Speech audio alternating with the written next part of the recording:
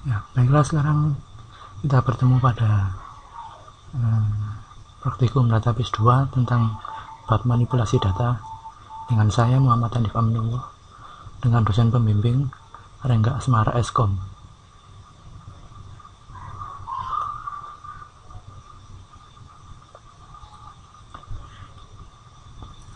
Ya, baiklah, kita mulai. Tujuan pembelajaran kita kali ini untuk memahami statement DML atau Data Manipulation Language.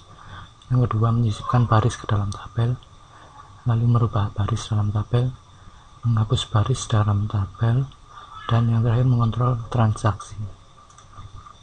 Oke, Data Manipulation Language atau disingkat DML adalah suatu statement yang dijalankan pada saat kita memerlukan penambahan baris baru atau operasi insert, modifikasi baris atau modify, lalu menghapus baris atau delete. Ini adalah statement untuk menambahkan baris baru, insert into nama tabel, lalu nama kolomnya, ini value, lalu spasi dalam kurung isi dari kolom tersebut. Nah, ini contohnya menyisipkan baris ke dalam tabel depth, insert into nama tabelnya depth, lalu nama kolomnya depth no, diname sama log, kemudian isi dari kolomnya 50, development, detrade. Untuk yang bertipe number tidak perlu memberikan tanda petik 1, lalu yang bertipe char kita perlu memberikan petik 1. Lalu ini untuk insert dengan nilai 0. Kolom yang tidak disebutkan dalam perintah insert into secara otomatis akan diisi dengan nilai 0. Oke, contohnya seperti ini.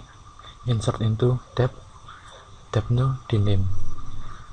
Nah, kolom yang tidak disebutkan log nanti akan berisi nilai 0. Kalau tidak disebutkan kolom apa yang harus diisi, maka secara eksplisit akan harus diisi dengan nilai 0 seperti ini. Jadi kita tidak perlu menyebutkan kolom apa saja, langsung kita masukkan hasilnya. Maka jika nilai tersebut kita maksudkan dengan nilai 0, maka kita harus memberikan nilai 0. Kemudian insert menggunakan fungsi dan nilai yang terformat. Suatu fungsi bisa digunakan sebagai suatu nilai dalam perintah insert. Contohnya seperti ini. Kita akan menggunakan fungsi sysdate ke dalam tabel IMP. Insert into nama tabelnya IMP. Kemudian ini nama kolomnya. Nah, pada kolom hire date kita gunakan fungsi sysdate untuk menampilkan tanggal hari ini. Nilai yang dimasukkan ke dalam perintah insert bisa menggunakan nilai terformat. Contohnya seperti ini ya. Di kolom hire date kita gunakan fungsi terformat untuk mengubah formatnya ke dalam format yang kita inginkan. Untuk di dalam Oracle, untuk tanggal defaultnya adalah formatnya dd mon yy. Nah, kemudian kita di sini kita ubah formatnya menjadi mon dd dan yy. Insert dengan variabel substitusi. Untuk perintah insert kita bisa cantumkan variabel substitusi. Contohnya seperti ini.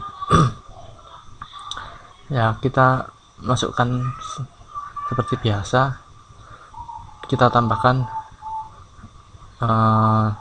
dan karakter n, lalu ini nama variabelnya department ID, department name, sama location.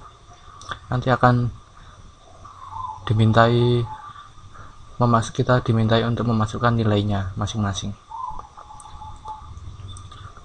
lalu mengcopy baris dari tabel lain. Perintah insert juga bisa kita gunakan untuk mengcopy baris yang berasal dari tabel yang lain. Contohnya seperti ini ya, insert into nama tabel manager, ini nama kolomnya, ID, name, salary, dan hire date. Lalu value nya kita langsung mengambil dari tabel lain menggunakan perintah select seperti ini.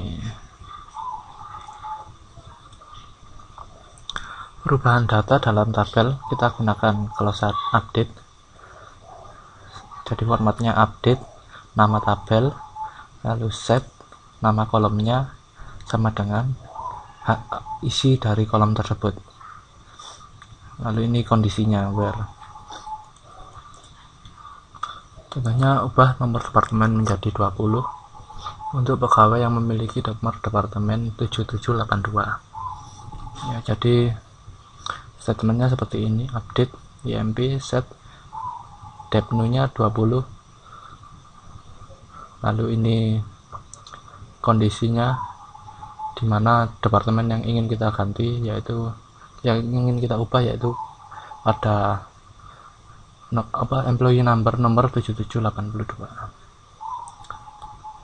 Semua baris pada tabel akan dimodifikasi jika closeuver tidak disertakan ya. Jadi jika kita tidak menyertakan closeuver, maka semua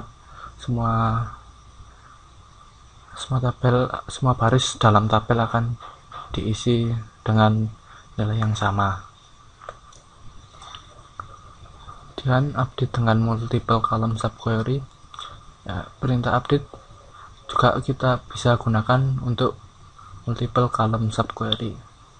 Contohnya ubah nilai dari kolom pekerjaan dan nomor departemen dari pegawai dengan nomor pegawai 7698 sehingga nilainya sama dengan jenis pekerjaan dan nomor departemen yang dimiliki oleh pegawai bernomor 7499. Jadi seperti ini, update, nama tabelnya IMP, set, lalu nama kolomnya sama dengan nama hasilnya, isinya kita select job sama depnu dari employee yang memiliki nomor pegawai 7499, lalu kita masukkan ke dalam nomor pegawai yang bernilai 7698. Update berdasarkan tabel yang lain. Update berdasarkan tabel yang lain itu maksudnya merubah pada sebuah tabel di mana kondisi perubahannya ditentukan berdasarkan nilai yang terdapat pada tabel lain. Contohnya, ubah data nomor departemen yang dimiliki oleh pegawai dengan pekerjaan sama dengan pegawai yang bernomor 7788.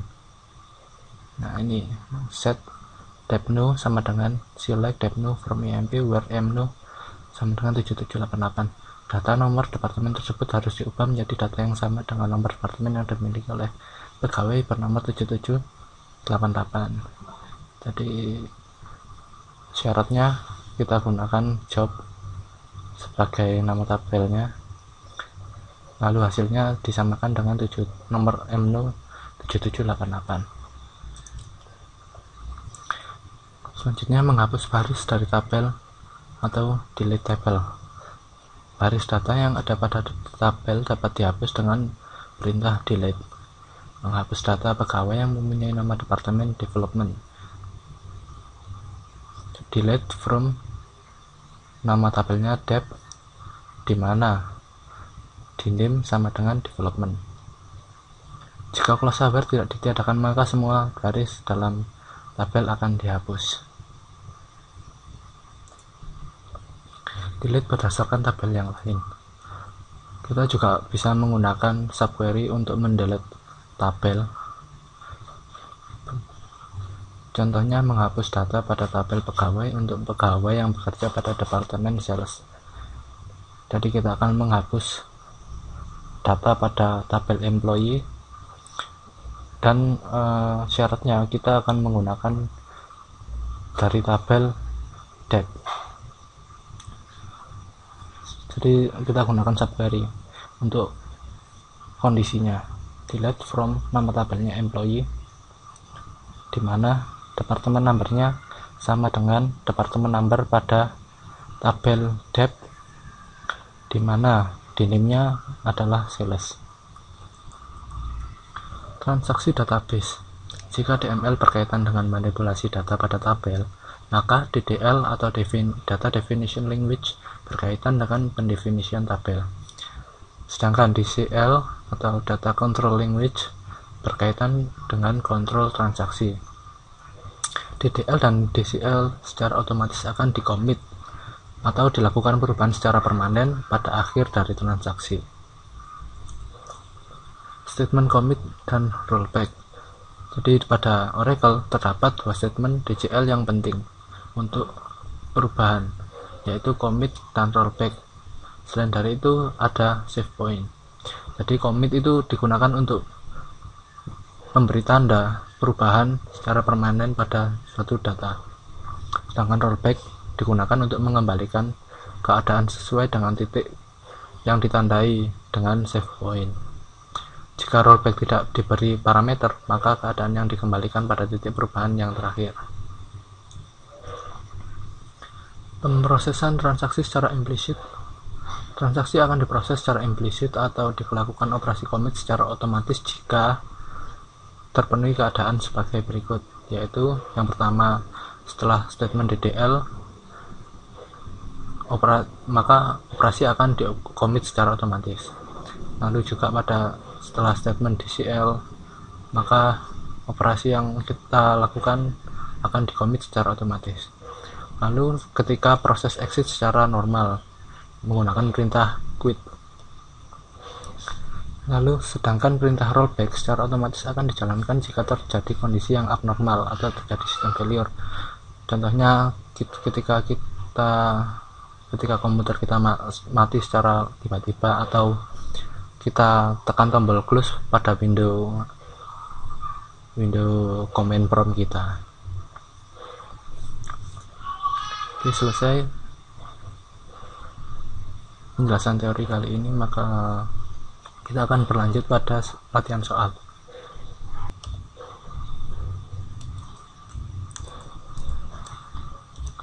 Oke.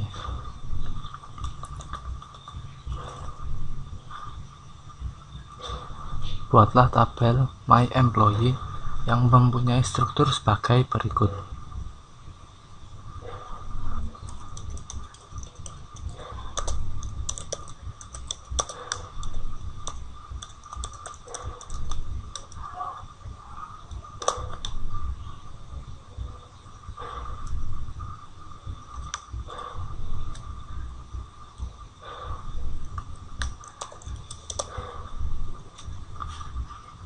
ID, tipe datanya number,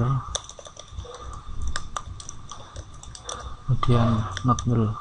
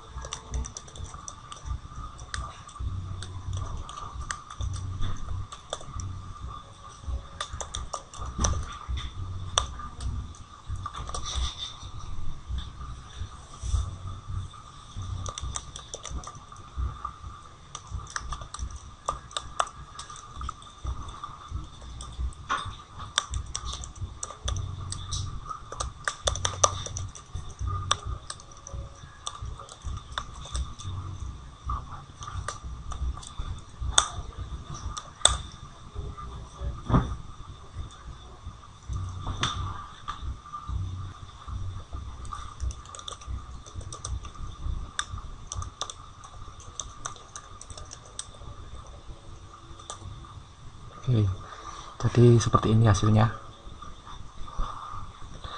Kita lanjut lagi nomor 2. Untuk kita tambahkan baris data berikut ke dalam tabel My Employee.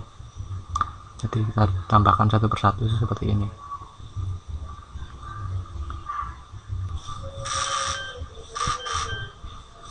Oke, hasilnya seperti ini setelah kita insertkan satu-satu seperti ini.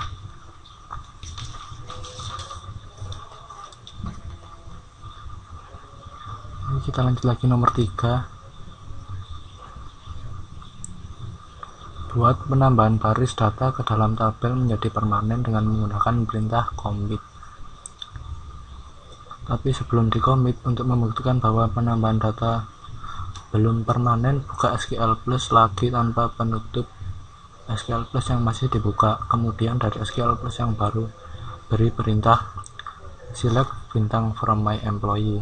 Maka akan terlihat bahwa tabel masih kosong. Tabel baru berisi jika perintah commit sudah diberikan atau kita keluar secara normal dari SQL Plus. Tempat baris data ditambahkan. Oke, jadi sekarang kita buka komen form baru untuk membuktikan bahwa kita belum melakukan perintah commit.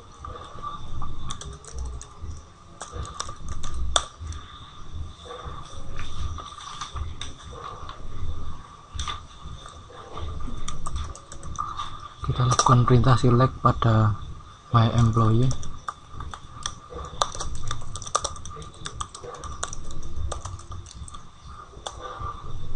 Nah, ini membuktikan bahwa perintah insert yang kita lakukan pada SQL Plus yang pertama belum di commit. Jadi kita belum tabel my employee masih kosong. Sekarang kita lakukan commit untuk mengcommit hasilnya.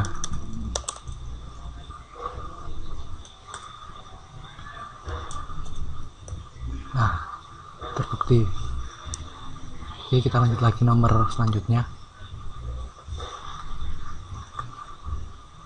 Ubah nama akhir dari pegawai bernomor 3 menjadi Drexler.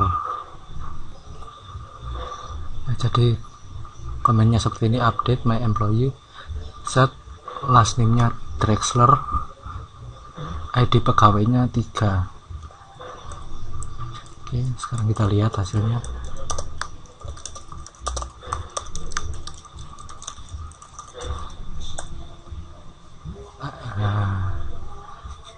Ya, last name-nya berubah menjadi Drexler, sebelumnya Biri.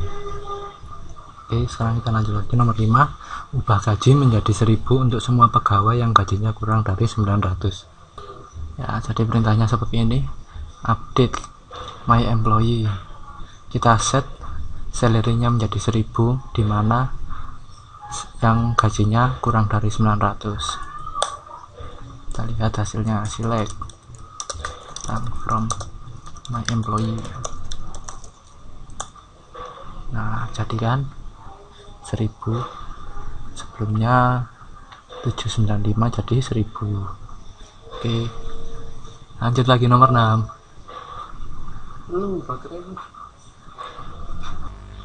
Ya. Nomor 6, periksa perubahan yang dibuat pada soal nomor 4 dan 5. Kita lihat ya. Ya, hasilnya seperti tadi. Nah, ini kan sudah berubah semua. Nomor 3, nomor 4. Oke, sekarang lanjut nomor 7. Delete pegawai dengan nama Betty Dance. Kemudian periksa hasilnya. Komennya seperti ini, kita gunakan perintah delete from nama tabelnya my employee, di mana nama akhirnya Dance dan nama depannya Betty. Kita lihat hasilnya.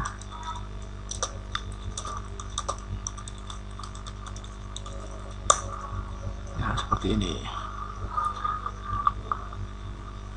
Ya, sudah berubah namanya, sudah hilang. Nomor 2 tidak ada. Kita lanjut lagi nomor 8. Simpan semua perubahan DML dengan memberikan perintah commit. Kita berikan perintah commit complete. Lalu nomor 9, beri tanda save point sini.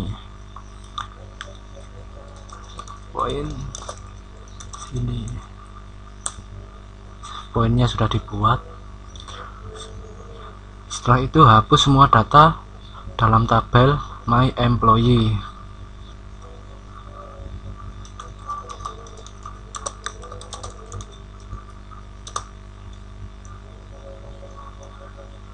Delete tabel.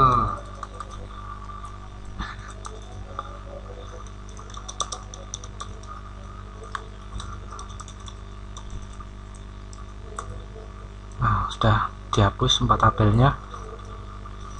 Lalu periksa hasil dengan melist semua tabel. Kita periksa, select bintang from my employee.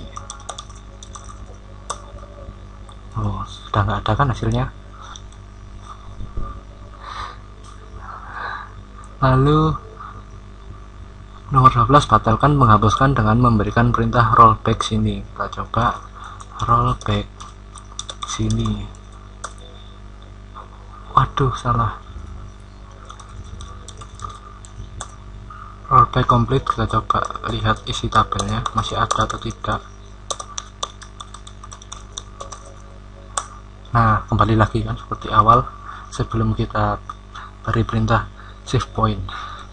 Oke, sampai di sini pertemuan manipulasi data. Kita bertemu pada pertemuan selanjutnya.